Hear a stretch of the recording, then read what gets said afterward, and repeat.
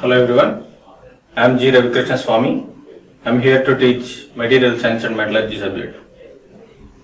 So far we have covered the introduction and importance of the subject and bonds in solids, which is the first topic of your first unit, and crystallization, which is the second topic of your first unit, and engineering materials and classification and mechanical properties of the materials.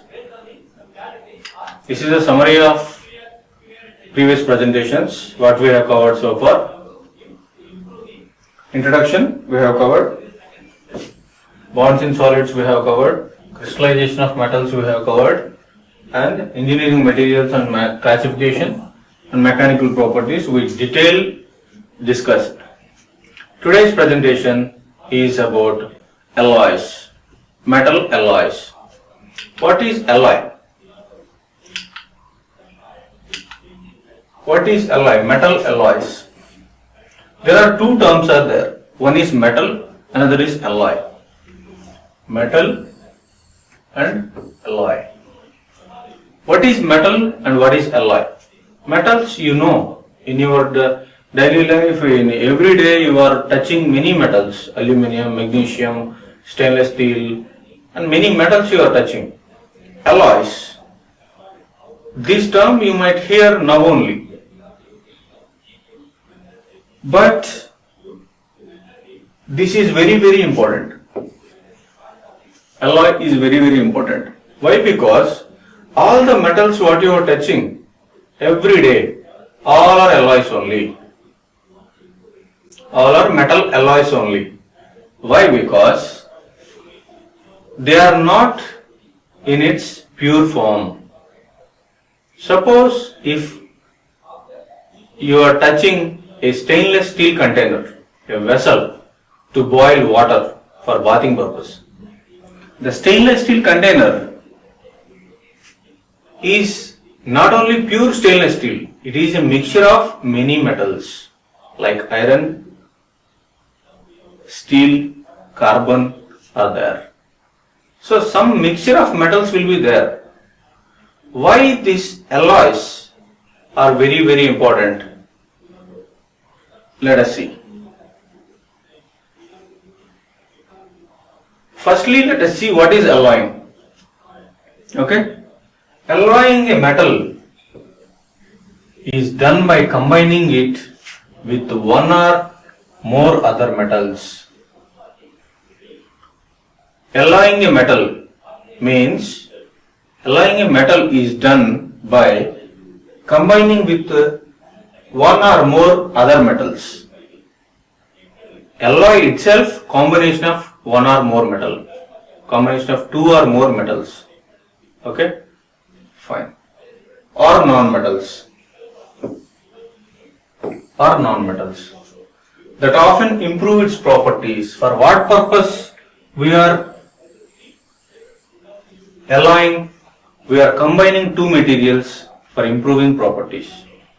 Best example in your daily life, what you can say, for your better understanding, I will say some example which is not related to the subject, common example. Fine. Suppose you are preparing one dish. In that you have to boil a water. Okay, you have to boil water. Like that dish upma. Okay, you have to prepare upma. First you will pour some water. You will boil it. So when you boil the water, what happens? The water will come into very hot state.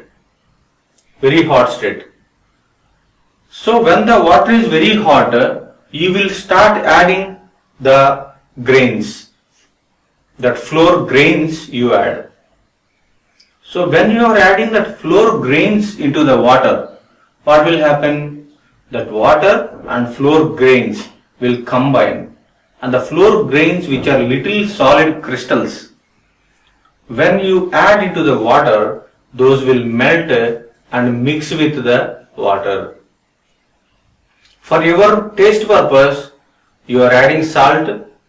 For your taste purpose, you are adding turmeric or some nuts, whatever. For your whatever the taste you want, you are adding some ingredients. Similarly, in metals also, let us take water as one metal. That fluor is another metal. Okay, water has very low properties. Fluor itself has some other low properties. When you combine both, you are getting a super fantastic dish which has whatever all the required properties. You got it? One metal has very poor properties. Another metal also have very poor properties. When you combine those, you are getting your required properties. For our requirement, for our required properties, adding of metals taking place. That is nothing but alloying. Okay? Alloying means combining two or more metals or one or two metals for our required properties. You got it? That is alloying. The term alloys is used to describe a mixture of atoms in which the primary constituent is a metal. So alloy itself I am not saying, I am saying along with metal. Metal alloys means in metals only we call alloys. Why? Because when you are combining two metals, one is metal only. That is called the more content. What metal is there? That is base metal. Here is called base metal. Fine. Hope you understand about what is alloy. Okay. Fine. Reasons for alloying. Of course, in the previous slide itself, I told. In this slide, I will explain with examples. Okay. Let us see here. To improve its properties, as I told, to improve its properties. For improving properties only, we are adding one or two metals. Okay, we are adding two metals for improving properties, such as toughness. What are the properties I told in the last class? Mechanical properties: toughness, stiffness, strength, ductility, elasticity, resilience. Many properties we discussed in that. So in that properties, whatever the required properties you want to improve, for improving those properties you are combining two metals. You got it? For improving your required properties, for getting your required properties, you are adding two metals. That is nothing but alloying. Okay? Fine. Let us say example toughness. What is toughness? What is toughness? We discussed in the last class, na? Fine. To improve the toughness, iron is relatively soft. Example, I am saying soft. Iron, its pure state, it is very soft. Carbon is brittle. Carbon in its pure state is brittle. But steel, if you take steel, is very tough, because steel is a combination of carbon and iron. In iron, if you add carbon, you will get steels. I told in the classification of engineering materials also. What is that? Engineering materials are classified into metals and non-metals. In metals, what we discussed is ferrous metals and non-ferrous metals. Ferrous metals means the metals which contain iron is called ferrous metals. The metals which do not contain iron is called non-ferrous metals. So, for example, if you take steel, in that iron and carbon are there. By combining iron and carbon, you are getting a steel. Iron in its pure state, it is very soft. But carbon in its pure state, it is very brittle. But when you both combine these two, your steel will come. That steel, you can feel, na? You see in daily life, that steel is very tough, na? That's what. Alloying iron and carbon, you are getting steel. That steel is very tough. We obtain the required property, that is toughness, from combining iron and carbon. Got it? Fine. One more example let us see. What is that? To reduce the melting point. One is to increase the toughness. To increase the toughness, we added iron and carbon and we obtained the steel. Steel has high toughness.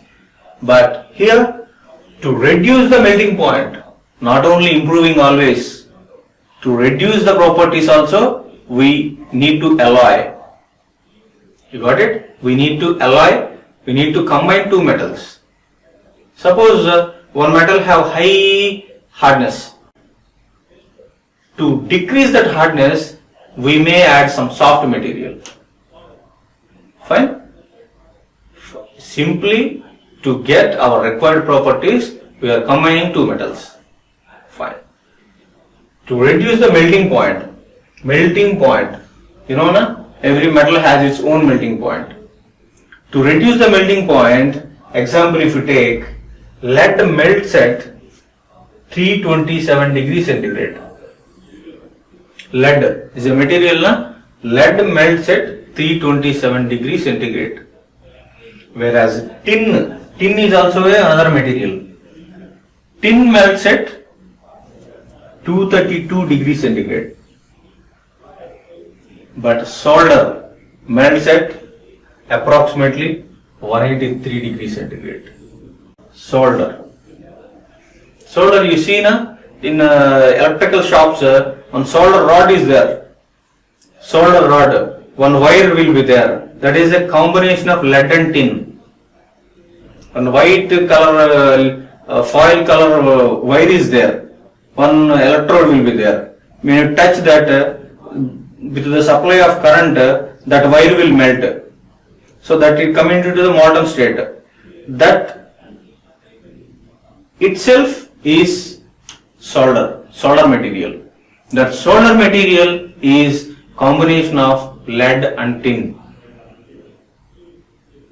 Lead and tin.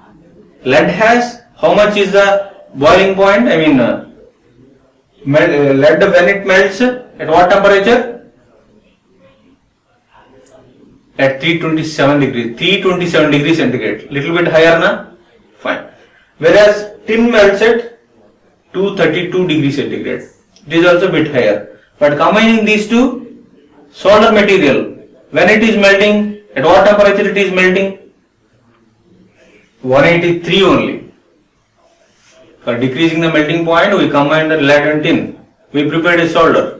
The solder we are using motherboards, computer motherboards, electrical wires joining, everywhere, many places we are using the solder material. Fine? That is one example to decrease the melting point. Second example. Let us see the third example. Why we alloy? Why we combine two materials? Okay. To prevent rusting. To prevent rusting. Rust. Iron will easily get rust, na? To prevent rusting. For example, see. Stainless steel is produced by alloying iron with chromium and carbon. Chromium and carbon. I told the stainless steel container, na? How the stainless steel will come? Combination of iron, chromium and carbon. Combination of iron, chromium and carbon. These three materials alloying, combining, we will get stainless steel material. Iron in its pure state have high corrosion. Right? When you join with chromium and carbon, it is becoming stainless steel that has very less corrosion. Very less corrosion. You see the stainless steel, all the kettles in our kitchen or everywhere, say in the roof, when you are climbing the stairs, one very shining pipes will be there, na? Those are all stainless steel only. No matter how much rain falls, that will not get rust. It is a stainless steel. Stainless steel. But iron, if you see, if there is a knife, an iron knife, if you just keep it in the rain, or if you just wet that, if you leave for 1 day, 2 days, it will get rust. Okay? So stainless steel, stainless steel have less corrosion, whereas iron have high corrosion. Stainless steel is a combination of iron, chromium and carbon. So what are the examples we have seen? By alloying, you can improve toughness. Okay? You can prevent rusting, and you can decrease the melting point of one material. So not only this toughness, stiffness you can increase or decrease, strength you can increase or decrease, melting point also you can increase or decrease. Okay, like that, any property by combining 2 or more materials you can increase or decrease. Most of the cases we think of increasing, but in rare cases we see about reducing the property, value of the property. Let us go into the next slide. Example, aluminum alloys. We told about alloy, what is alloy, importance of alloying, and we told examples by alloying what will happen. And now let us see about one particular alloy, aluminum alloy. What is that aluminum alloy? Aluminum is very abundant, means very most available material. That's why many places aluminum, you will see aluminum in many instruments, many things will made of aluminum. There is aeroplane, if you see some 70%, 80% structures made of aluminum only because of lightweight and high strength. But those are all aluminum alloys. In aeroplane, all the instruments and structures made of aluminum alloys. Mostly 70 to 80% aluminum alloys made of. Let us see about aluminum alloy. Aluminum is very abundantly available material. Okay, fine. One is first thing. Next, and is used in pure form for a lot of different things. Pure aluminum also using for many purposes. What are those? For aluminum foils are there, no? Foils. Aluminum foils are there. Those foils are made of aluminum. Aluminum foils, like kitchen foil. Kitchen foil. Mirrors. Mirrors are there. Some aluminum mirrors. Coins. Your coins will shine like anything, no? Those are made of aluminum only. Lightweight, okay? Those are made of aluminum, coins. And industrial components, many industrial components. In pure form itself, those are using in many places because of their very good properties. What are those? Kitchen foils, mirrors, coins, and some industrial components. Let us see about aluminum alloying. However, pure aluminum is soft, very soft.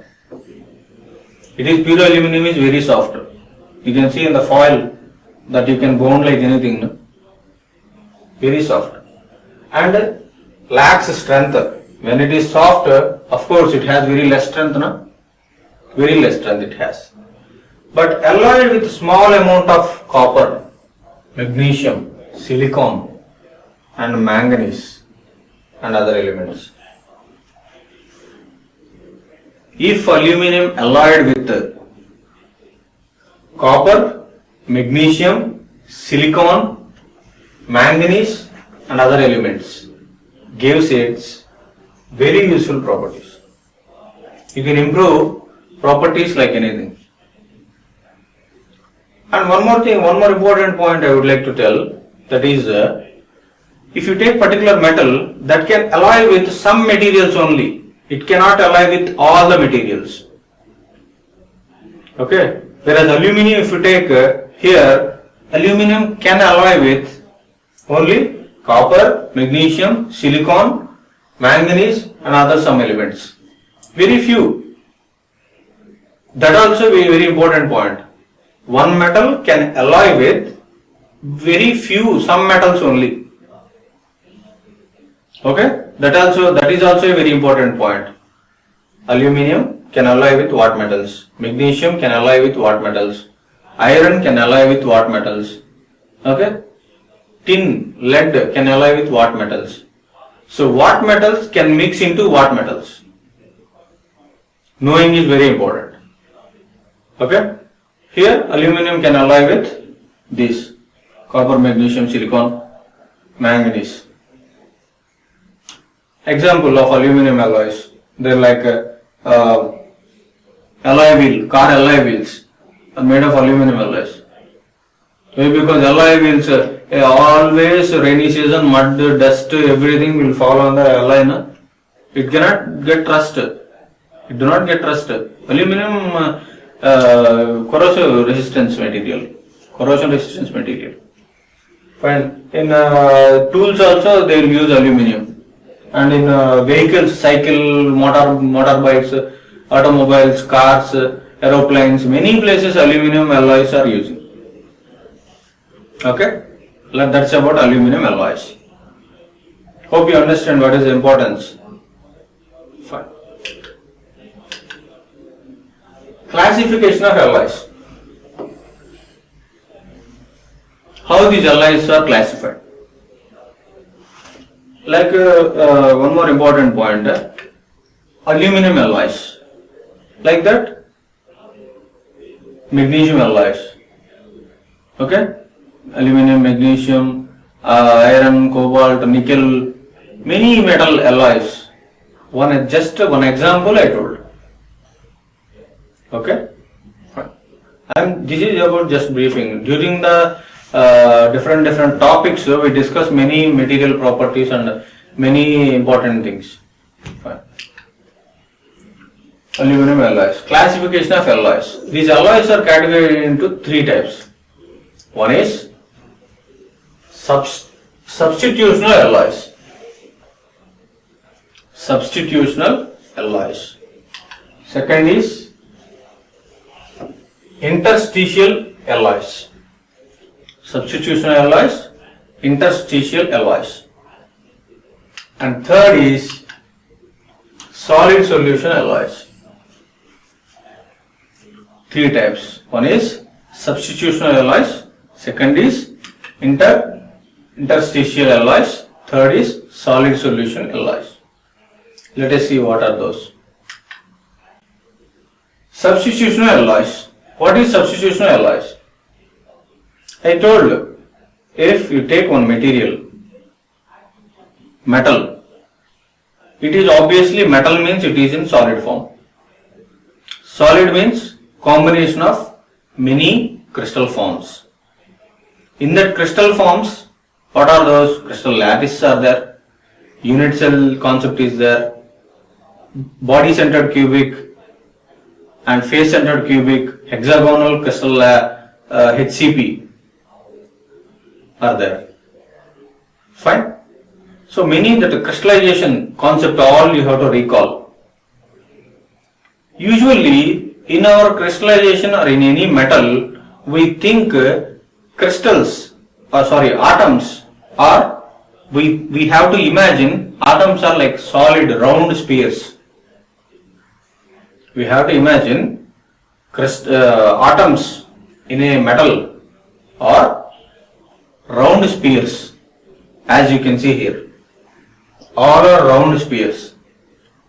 If you take any metal, you have to imagine those atoms are in round spheres. Atoms are round spheres. Okay? Fine. Let us get into the topic. Atoms are round spheres. Remember? Fine. Substitutional alloy. What is substitutional alloy? The metal combining have atoms of the same size. This is one metal, this is a second metal. These two, when you combine, the atoms in this metal have same size. You got it? Example, brass.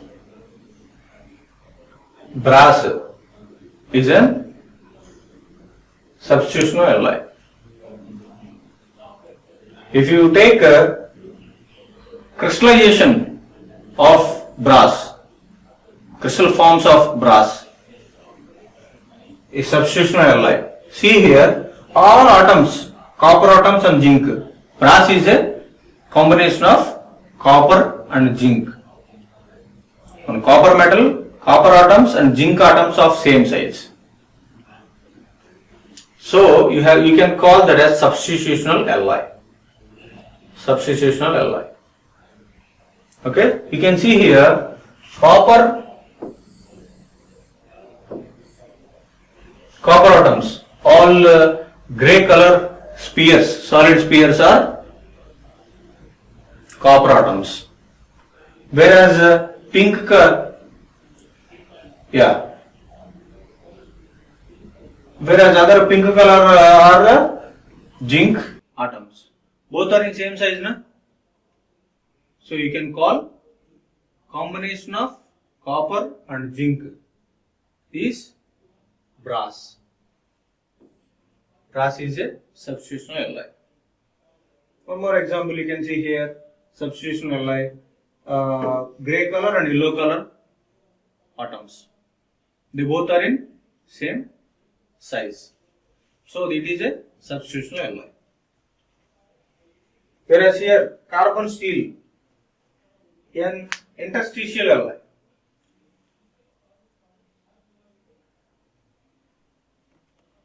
Interstitial alloy. Two slots. Substitutional alloys.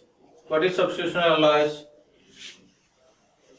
When you combine two metals, if the atoms of base metal and atoms of the metal which you are combining are same, then you can call those as that alloy as substitutional alloy. Okay? Example what I told, brass is a combination of copper and zinc. Fine. Let us get into the second category of alloys, that is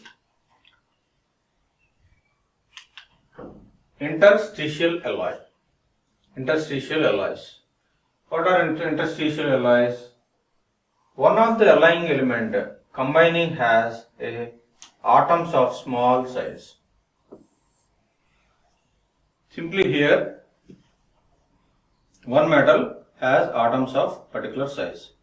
Another material what you are going to combine has very small size atoms. Okay? After combining the combined metal, you have to call as alloy. That type of alloy is called interstitial alloy. Okay? Here you can see example, carbon steel is an interstitial alloy.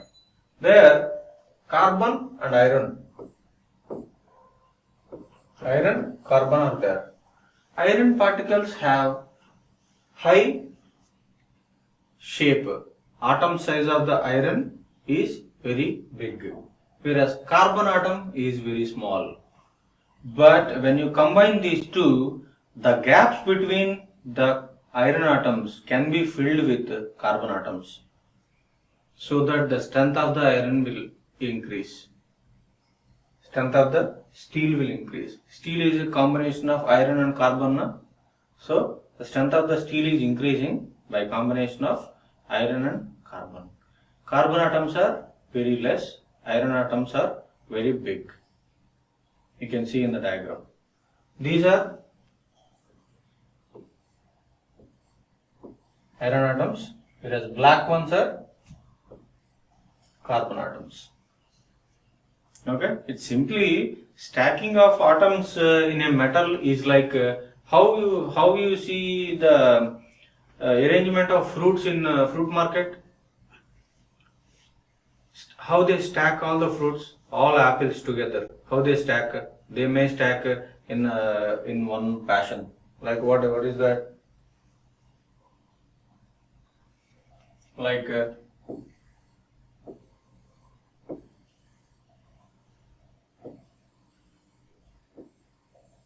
this is one kind of stacking, and another kind of stacking is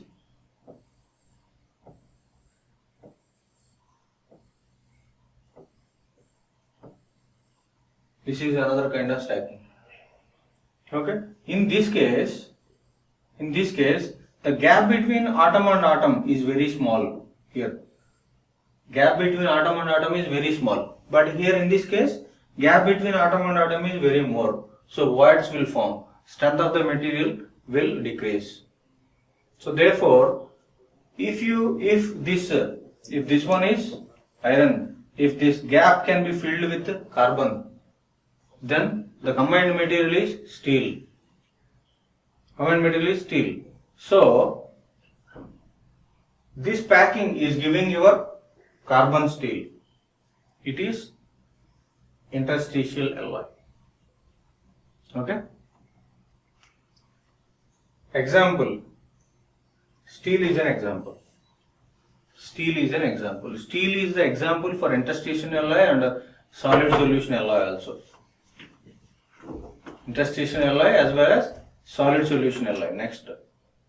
Why? Because steels are of many types. Mild steel, stainless steel. Based on the carbon percentage in that, steels are categorized.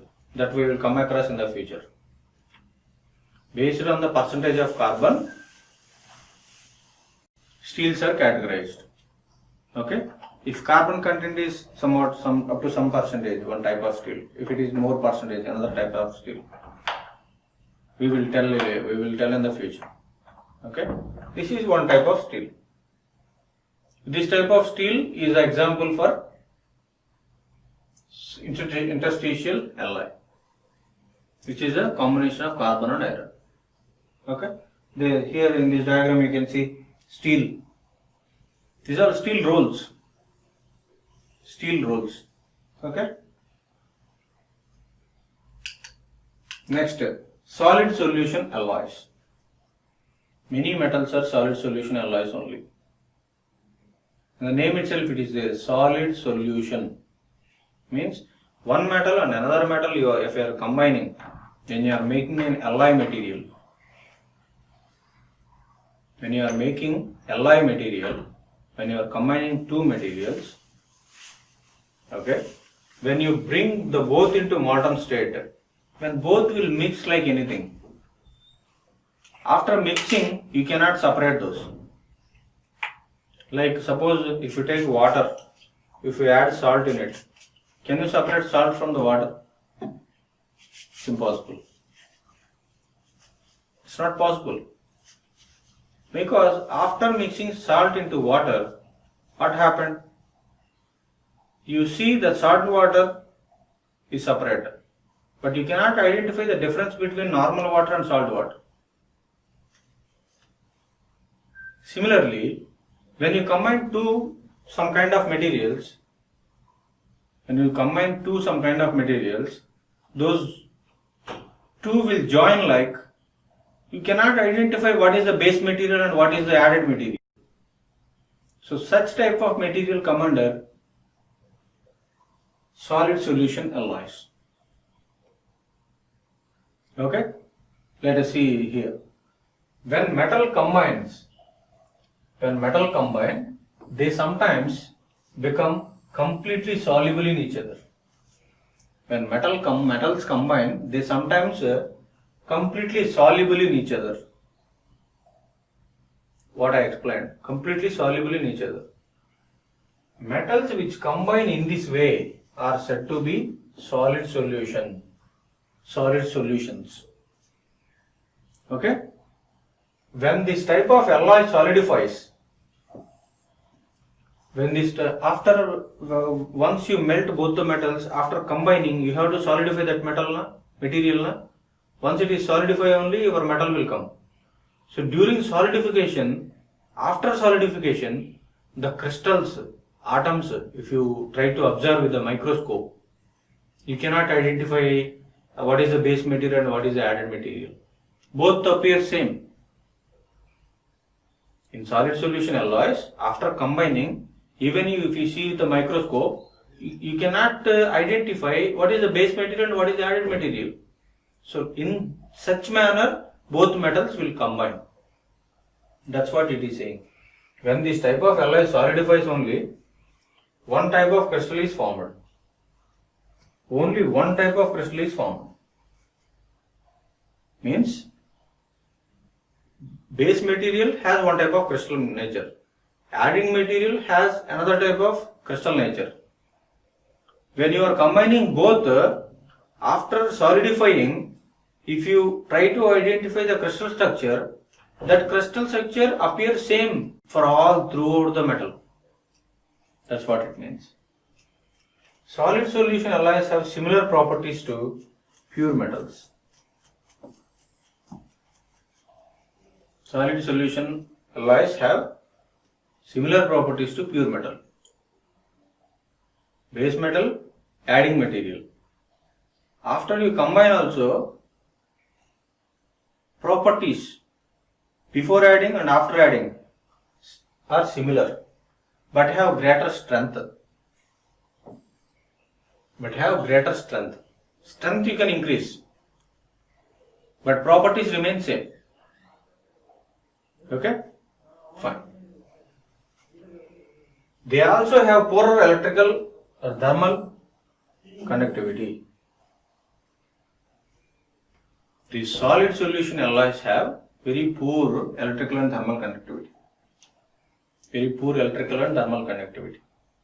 Okay? And has high hardness. Very high hardness, greater hardness. As I told, strength will increase. Strength increasing means hardness obviously will increase. Fine. But not as elastic as pure material. Aluminum in its pure form, it has more elastic. But aluminum alloys are not that much elastic. Got it? Aluminum in its pure form, you can send into wires, electrical wires are of aluminum. Service wires are there, made of aluminum. But aluminum in its pure form has more elasticity. But aluminum alloys are not. So in the substitution alloys, even though you combine two metals, base metal and adding material, after combining, crystal structure appears may same, atoms may appear same, but toughness will increase, hardness will increase. And they may have poor thermal and electrical conductivity, and this alloyed element have low elastic properties when compared with pure material. Got it? Pure in the sense before adding. Alloying means after adding. Got it, I think. Thank you. Solid solution alloys. I told you the examples, salt water. Here this, salt water.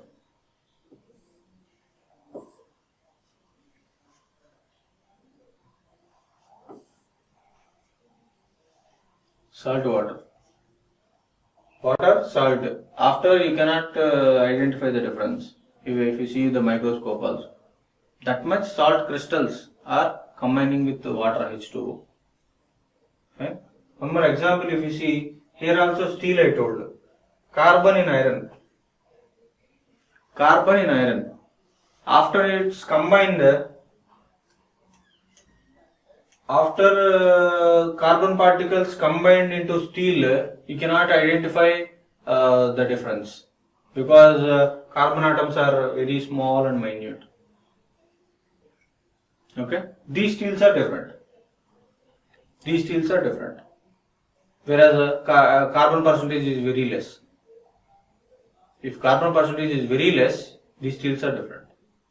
There, as I told the example for interstitial alloys, their carbon percentage may be more. Here it is very less. Okay, some steels come under solid solution alloys, some steels come under interstitial alloys. Okay. How this preparation of alloys takes place?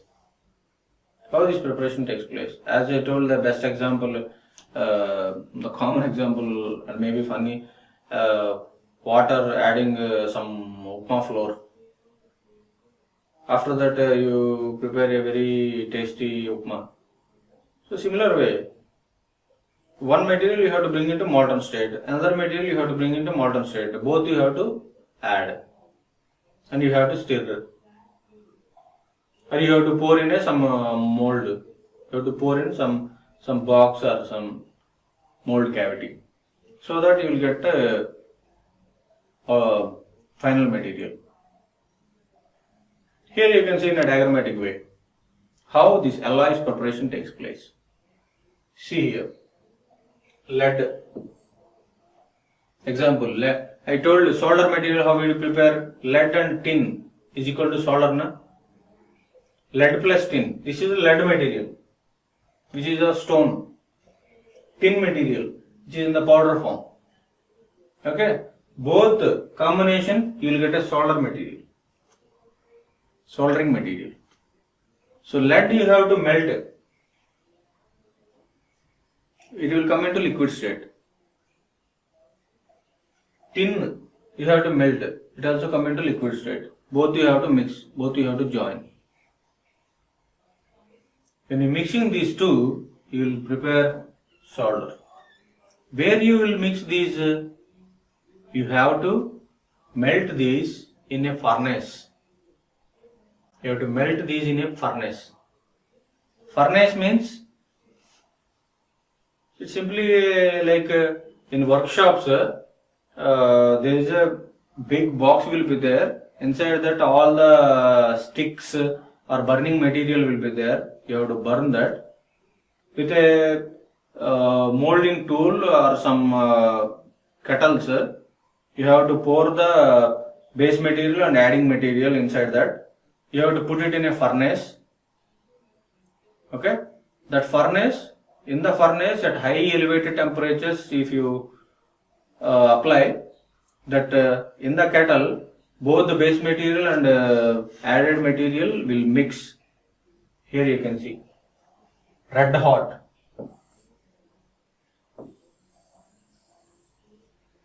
Red hot mixed material. That red hot mixed material where you are pouring into some cavity, whatever the shape you want. Maybe rectangular or cylindrical or square or blocks, whatever the shape you want. Like that, red hot material you will pour into a cavity. Okay. So like that, metal alloys preparation takes place. Okay. What we have covered today?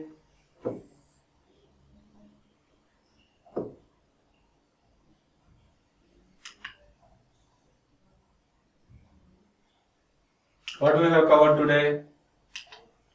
Today we discussed alloys.